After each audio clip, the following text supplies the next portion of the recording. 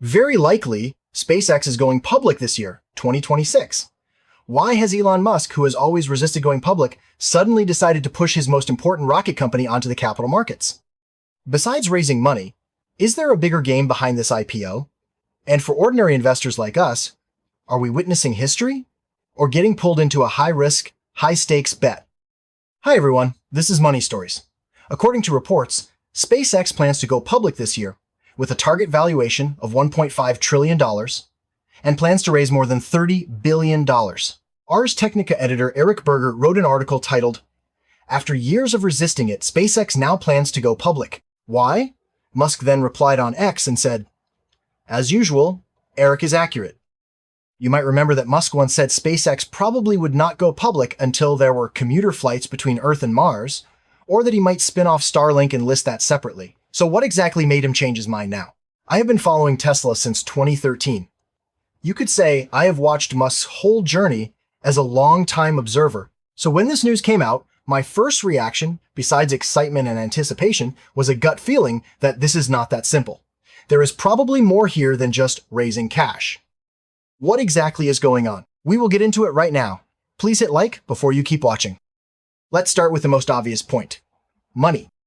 The plan circulating in the market is that SpaceX will IPO this year, with a valuation of about $1.5 trillion and raise more than $30 billion. How big is that number? Let's do a simple comparison.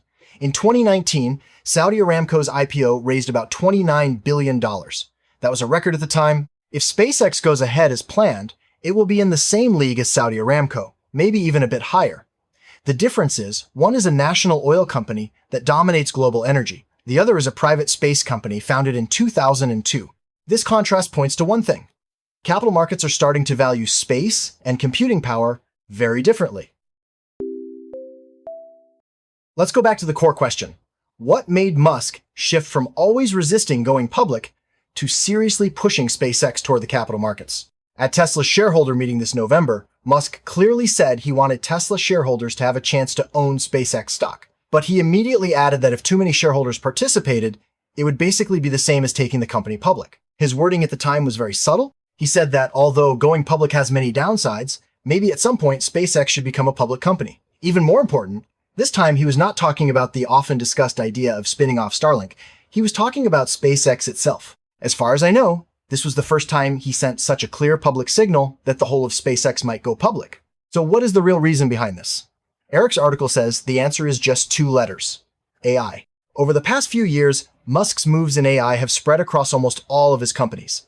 In 2015, he was one of the co-founders of OpenAI.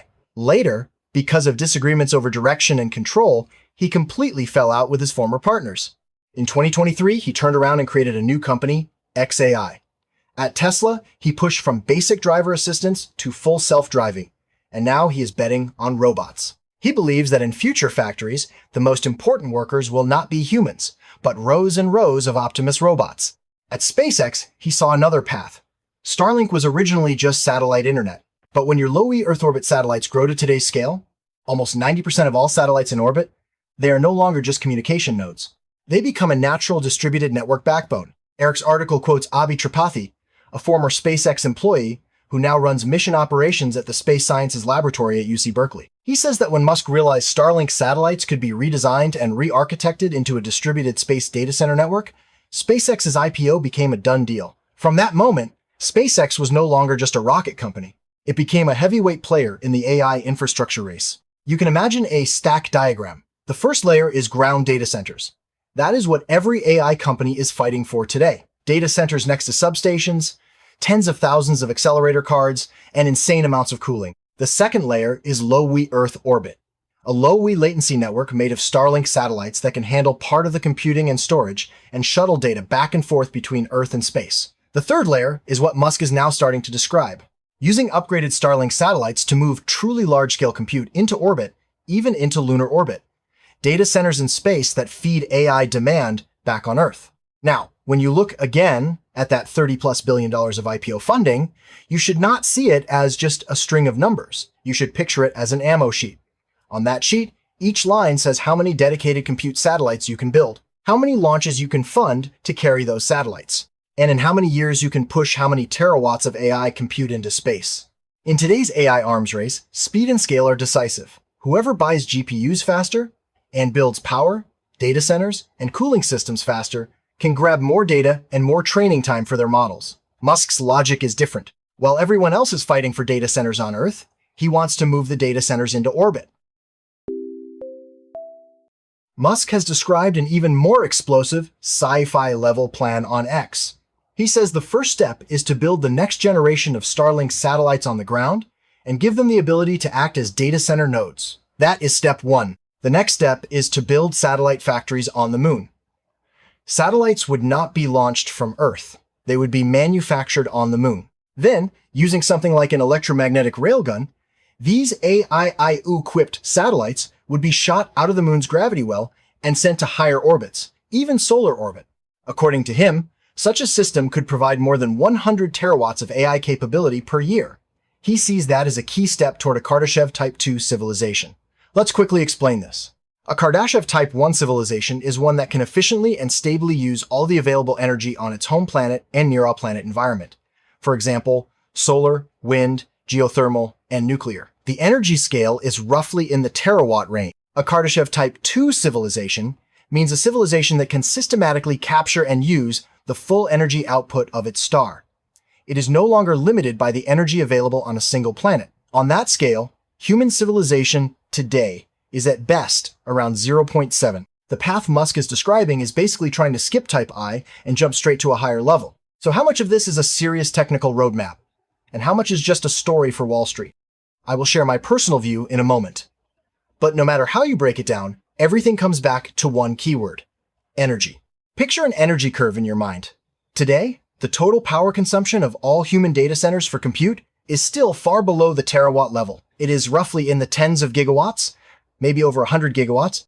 The future Musk imagines is a steadily rising curve. It climbs from today's tens of gigawatts, step by step, until it hits that 100 terawatt line and breaks through the ceiling of our current imagination. The problem is, to actually draw that curve in reality, SpaceX's current cash flow is nowhere near enough. Isn't SpaceX already very profitable? Why does he still need this extra move? From a financial structure perspective, the answer is not enough money. From the scale of the projects, it is even clearer. To turn Starship from test flights into flying back and forth like commercial airliners, you need more launch sites around the world. You need to make recovery and refurbishment extremely reliable. You need to push launch cadence way up. All of that is a cash black hole in the early stages. To make space data centers real, you need a whole new generation of Starlink satellites that integrate compute, storage, and networking. That means long cycle design and manufacturing investment. The lunar factories and electromagnetic railguns are on another level of burn rate entirely. So even if SpaceX is already a cash cow, if Musk wants to roll out this whole game plan in the next 18 months and stay ahead of everyone else, he still needs a massive war chest. The core role of the IPO is to open a separate cash channel dedicated to the future, while letting the normal business keep running as usual. At this point, you might ask a more fundamental question. What about Mars? That was Musk's original reason for founding SpaceX in 2002.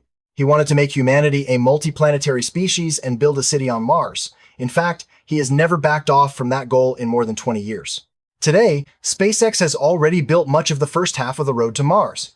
In launch capability, it handles many key civil and military missions for the United States. It has become part of the space infrastructure. In crewed missions, the Dragon capsule can reliably send astronauts to the space station. In heavy lift capability, Starship is still in testing. But in terms of structure and thrust, it is currently humanity's best hope for sending large amounts of cargo to Mars. If he refused to go public before because he did not want shareholders to interfere with his Mars dream, does going public now mean he is sacrificing Mars and going all in on AI instead?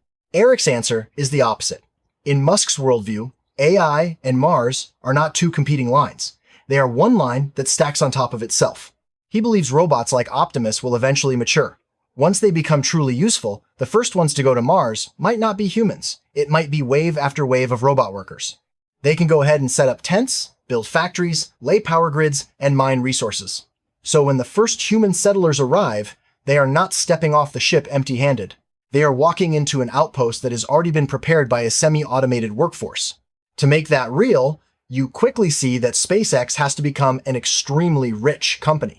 The article gives a very straightforward calculation. Musk thinks that to build a self-sustaining city on Mars, you need to send about 1 million tons of cargo there. If one Starship can carry 1,000 tons, you need 1,000 Starship trips. Considering round trips, orbital refueling, and other operations, you need extra launches. A conservative estimate is at least 10,000 Starship launches. Even if each launch can eventually be brought down to $100 million, that is 10,000 times 100 million. A total launch cost of $1 trillion.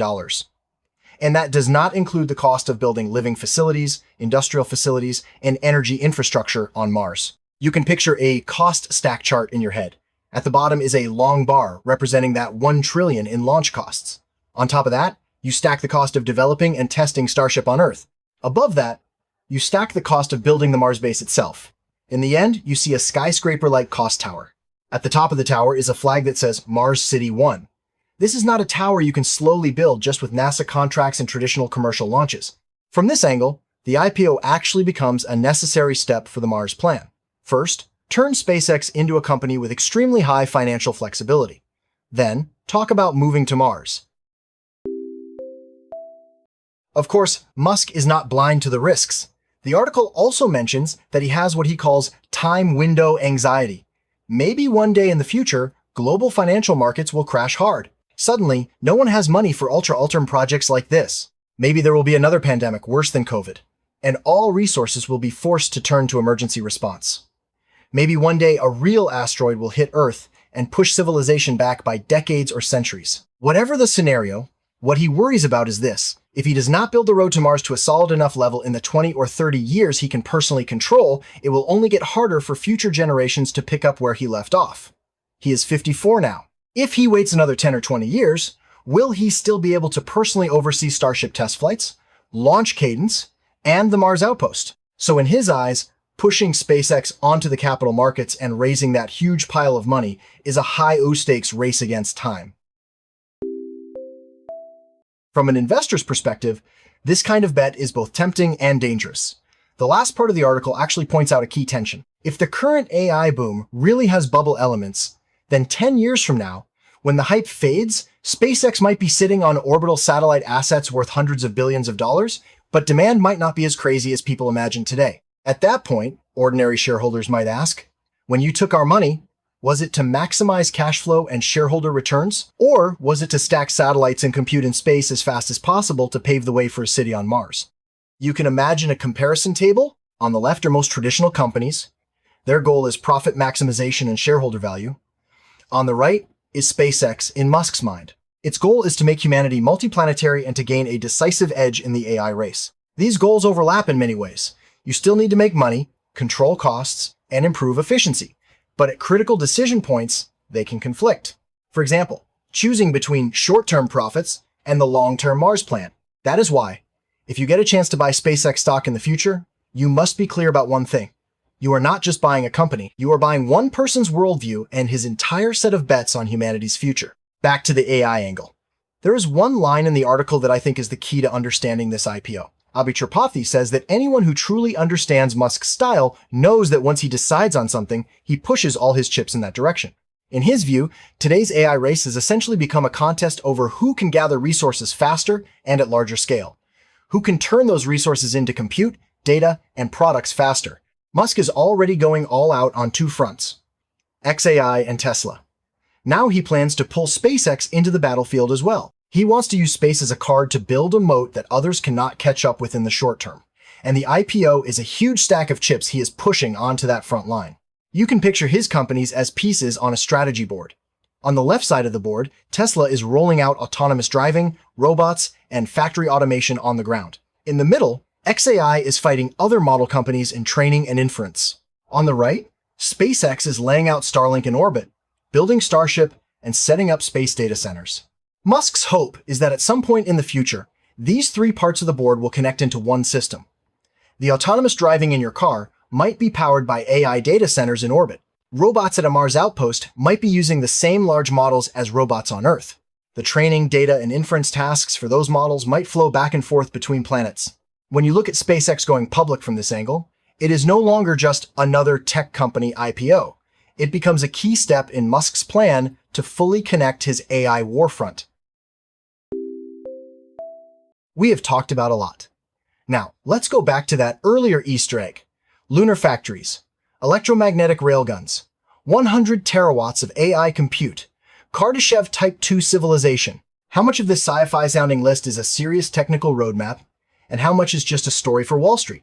My personal view is that Musk is using an extremely exaggerated reference frame to show people what he sees as the upper limit. When he talks about building factories on the moon and using electromagnetic accelerators to shoot satellites into lunar orbit, he is describing the far end of a very long technical roadmap. In the short term, what is achievable is upgrading Starlink satellites so they have some computing capability in orbit and can act as part of a distributed data center. In the medium term, reusable starships can launch large numbers of dedicated compute satellites into higher orbits, even around the Earth-Moon system, gradually pushing out the boundary of human compute. The lunar factories, electromagnetic railguns, and a true 100 terawatt AI capability are more about aligning his own objective function. He is telling everyone involved that his time horizon is not 3 or 5 years. It is decades, maybe half a century. From an investment and story perspective, of course there is storytelling here. The vision goes far beyond any normal business return cycle. But from a strategy perspective, this is exactly what he has always done. When he first talked about Mars colonization, many people thought it sounded like science fiction. Later, Falcon 9 reuse, Dragon, and Starlink all became real. Only then did people realize he was telling a story that could be broken down into a series of practical steps. Now he is using the same method at the intersection of AI and space. He is telling another story. The difference is that this time, he does not just need engineering teams and NASA contracts. He needs global capital markets to buy a ticket and come along. So if SpaceX really launches this epic IPO in the future, you can look at it from 3 angles. First, it will be an unprecedented fundraising move. It could become another mega IPO in human history after Saudi Aramco and open the channel between capital markets and the space industry wider than ever. Second, it is a massive raise in Musk's AI war. He wants to use orbital data centers and lunar factories as pieces on the board to create a generational gap in compute and infrastructure versus other players. Third, it is still part of that road to Mars. It is a high-stakes bet by a man in his 50s who is trying to lay a stronger foundation for the Mars city in the limited window of his own life. Whether you want to be part of this, bet comes down to your own risk appetite, your time horizon, and whether you buy into his worldview about the future of civilization. If, in your mind, a stock is just a string of quarterly reports and dividend numbers, SpaceX might not be the best fit for you. But if you are willing to use investing as a way to participate, in some small way, in a long-term experiment about humanity's future, then this IPO might be one of the most worthwhile opportunities you will ever study.